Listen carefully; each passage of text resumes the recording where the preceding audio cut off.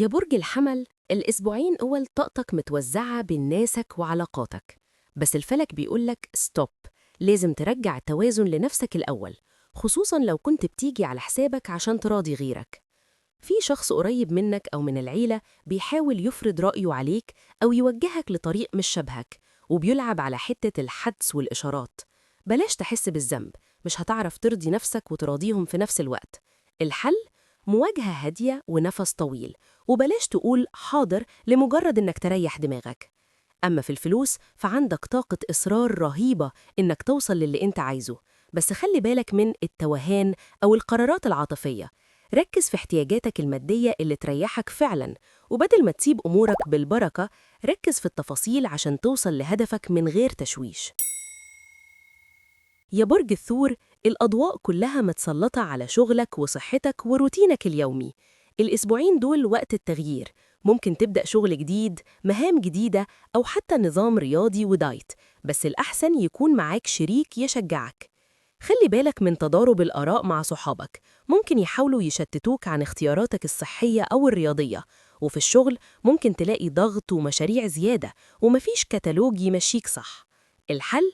بلاش فكرة ده مش عدل، اتعامل مع المتاح بذكاء، وبلاش تغرق في كتر المعلومات والتفاصيل عشان ما تشتتش نفسك.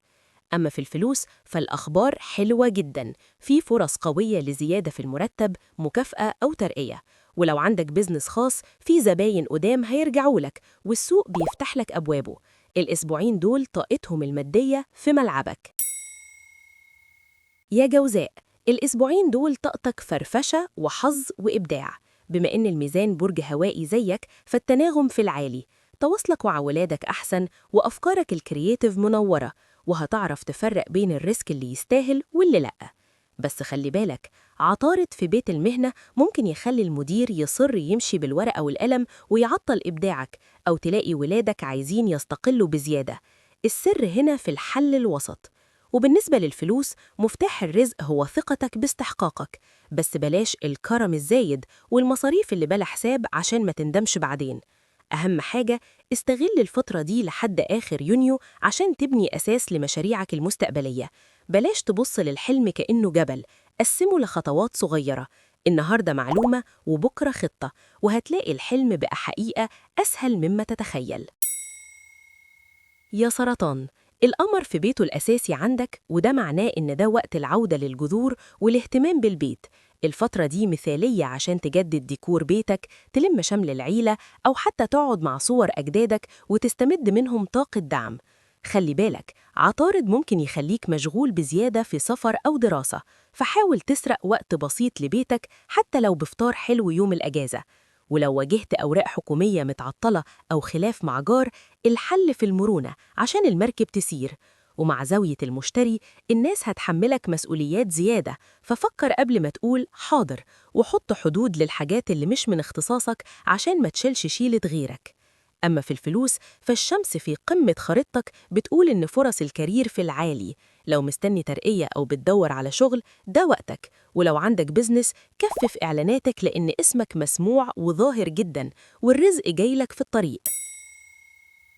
يا أسد، القمر في بيتك الثالث بيغذي نارك وكاريزمتك وحماسك في العالي، بس خلي بالك في عقبة مادية أو تأخير في دعم كنت مستنيه. السر هنا في المرونة، بلاش تنشف دماغك وحاول تتماشى مع الظروف المتاحة عشان توصل للي انت عايزه. ممكن تحس فجأة إنك متردد أو إن غيرك أشطر منك، بس الحقيقة إنك بمجرد ما تبدأ الأمور هتمشي زي السكينة في الحلاوة. قسم أهدافك لخطوات صغيرة، ولو طريق اتقفل انقل على غيره فوراً. ده كمان وقت مثالي لو عايز تخلص من عادة وحشة أو روتين معقد. أما في الفلوس فده أنسب وقت تراجع فيه استثماراتك وحساباتك وتقعد مع المحاسب بتاعك. القعدة دي ممكن تكون تقيلة على قلبك، بس صدقني الفوائد المادية اللي هتطلع بيها تستاهل المجهود وأكتر. يا عذراء، جهز ورقة وقلم لأن الأضواء متسلطة بالكامل على بيت مالك، وده حدث بيحصل مرة واحدة في السنة. السر كله في استحقاقك الداخلي. بلاش تجلب ذاتك وقدر قيمة خبراتك عشان تجذب الوفرة ليك. التحدي إن في فرص وشغل مستنيينك بس مش لاقيينك، ممكن السي في ما اتبعتش أو إيميل مركون. الفرص واقفة على الباب مستنية إشارة منك، فحط نفسك في الصورة فوراً بالدعاية أو التواصل. ومع زاوية المشتري وفينوس، أبواب الرزق مفتوحة من توسيع البزنس، الترقية، أو حتى التعامل مع جهات خارجية ونشر أفكارك. باختصار، ده أقوى تشارت مادي ليك. ابدأ الخطوة دلوقتي والطاقة دي مكملة معاك بقوة. يا ميزان، ده أسبوعك أنت. القمر المكتمل في برجك مخليك منور والكل شايفك، ودي فرصتك تطلب اللي أنت عايزه في شغل أو علاقات. بس خلي بالك، جدولك هيكون زحمة جدا، وهتضطر تعدل روتينك وتضحي بحاجات بسيطة عشان توفق بين التزاماتك والفرص اللي بتجيلك. في كلام عن شغل جديد أو ترقية، والمفارقة إنك هتحاول ترضي الكل كالعادة، بس الفلك بيقولك اهتم بنفسك الأول. ممكن تحس إن ده مش طبعك، بس لازم تحدد احتياجاتك قبل أي حد. وبالنسبة للفلوس، في فرصة قوية جايالك بره منطقة الأمان. بلاش تتردد أو تماطل، انت قدها وهدرها بذكاء. أهم نصيحة ليك هي إدارة الوقت. استغل الفترة دي عشان تلاقي نظام يمشي مع ساعتك البيولوجية، لأن الفرصة دي لتنظيم حياتك مش هتتكرر غير بعد سنتين، وهي دي اللي هتفتح لك أبواب الرزق والاستقرار الجاي. يا عقرب، القمر المكتمل المرة دي بينور حتة أنت أستاذ فيها: الروحانيات والحدس. تخيل إنك ماسك كشاف وبتمسح ممرات عقلك الباطن عشان تطلع الكراكيب القديمة وتتصالح مع نفسك. ده وقت الحنية على الذات والهدوء. بس طبعاً عطارد مش سايبك. لو عندك ولاد هيعطلوا وقتك الخاص، ولو ما عندكش فالمشكلة ممكن تكون في قوانينك الصارمة مع نفسك اللي منسياك الرفاهية. المشتري في بيت السفر بيقول إن روتينك ممكن يتلخبط بمشوار، بس السفر ده هيكون تجربة روحانية تكمل قطع ناقصة في شخصيتك. أما في الفلوس فالتشارت بتاعك قوي جدا، في أفكار لمشاريع بس لسه وقتها مجاش. اعتبرها بذرة ومحتاجة وقت تحت الأرض. دلوقتي وقت البحث والسؤال وجمع المعلومات، وسيب الحلم يستوي لحد ما يجي وقت التنفيذ الصح. يا قوس، القمر المكتمل في بيتك ال11 بيناديك تخرج وتندمج مع ناس شبهك أو تشترك في جروبات لاهتماماتك. السر الأسبوعين دول هو التواصل والربط مع العالم الخارجي.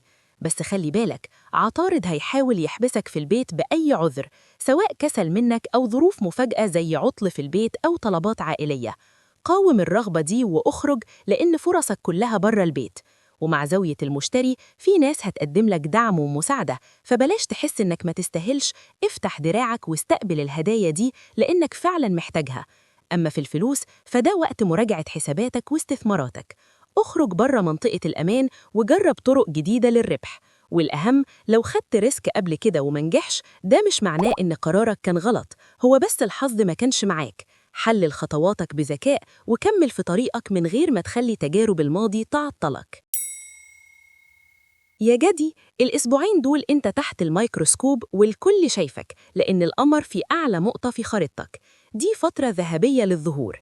لو نزلت بوست ممكن يروح فايرل، ولو في الشغل مجهودك هيتشاف جدا. بلاش تستخبى في الركن واستغل البروجيكتور اللي متوجه عليك صح. بس خلي بالك، عطارد ممكن يخليك تتردد وتسأل نفسك: أنا جاهز؟ بلاش الوسوسة دي تعطلك عن خطوات بسيطة زي إيميل مهم. ولو عندك مشوار أوفلاين، انزل بدري لأن الطريق ممكن يغدر بيك. ومع زاوية المشتري، الناس هتحملك مسؤوليات زيادة، ففكر قبل ما تقول حاضر، وحط حدود للحاجات اللي مش من اختصاصك عشان ما تشيلش شيلة غيرك. أما في الفلوس فبيت مالك زحمة فرص وأفكار جديدة للكارير هتبدأ تظهر من آخر إبريل. والأهم، ده وقت التفكيك وإعادة البناء لميزانيتك ونظام ادخارك. لو السيستم القديم مش جايب همه، دور على نظام جديد يناسب دخلك وجهزه عشان تطلقه مع القمر الجديد الجاي، وده هيعمل فرق ضخم في حياتك. يا دلو، الأسبوعين دول طاقتك في العالي، ولأن القمر في برج هوائي زيك تسلطها على السفر والدراسة والورق الحكومي. لو مستني رخصة أو تصريح، الأمور هتمشي بسلاسة، ومجهودك اللي فات هيبدأ يسمع ويجيب نتائج ممتازة. بس خلي بالك من التخريب الذاتي. زاوية عطارد ممكن تخليك تتردد وتعطل الرزق اللي جالك. ومع زاوية المشتري، انت مطحون في روتينك اليومي وحاسس إن كل حاجة أولوية، وده مش صح. رتب جدولك، حدد المهم فعلا، وما تترددش تطلب مساعدة عشان تعرف تقتنص الفرص اللي قدامك. أما في الفلوس فبيت مالك زحمة فرص وأفكار جديدة للمشاريع. حالياً أنت في مرحلة التقييم والتخطيط. لو حاسس بكسل أو رخامة تجاه شغل معين، اعتبره حاجة على رف عالي، محتاج بس تشد نفسك شوية وتطولها، والمجهود البسيط ده هو اللي هيعمل الفرق المادي الكبير الفترة دي. يا حوت، القمر المكتمل في بيتك الثامن بيفتح لك أبواب القوة والدعم المادي من الآخرين. في رغبة قوية للتواصل العميق مع حد، بس لخبطة عطارد مخلياك متردد أو حاسس بفوارق بينكم. السر هنا في المرونة. تنازل عن تمسكك برأيك شوية عشان تلاقي حل وسط وتكسب الفرص اللي قدامك. خلي بالك، ولادك أو انشغالك بزيادة ممكن يعطلوك، فمحتاج تدي نفسك أولوية دقيقة واحدة عشان تنجز. ده وقت المخاطرة المحسوبة والخروج بره منطقة الأمان. لما تدلع نفسك وتنبسط، هتكتشف إن عندك موارد وقوة أكتر من ما تتخيل. أما في الفلوس، فبيت مالك منور، وده وقت الشغل الحقيقي مش التأجيل. راجع ميزانيتك وفكر في طرق للدخل السلبي passive income.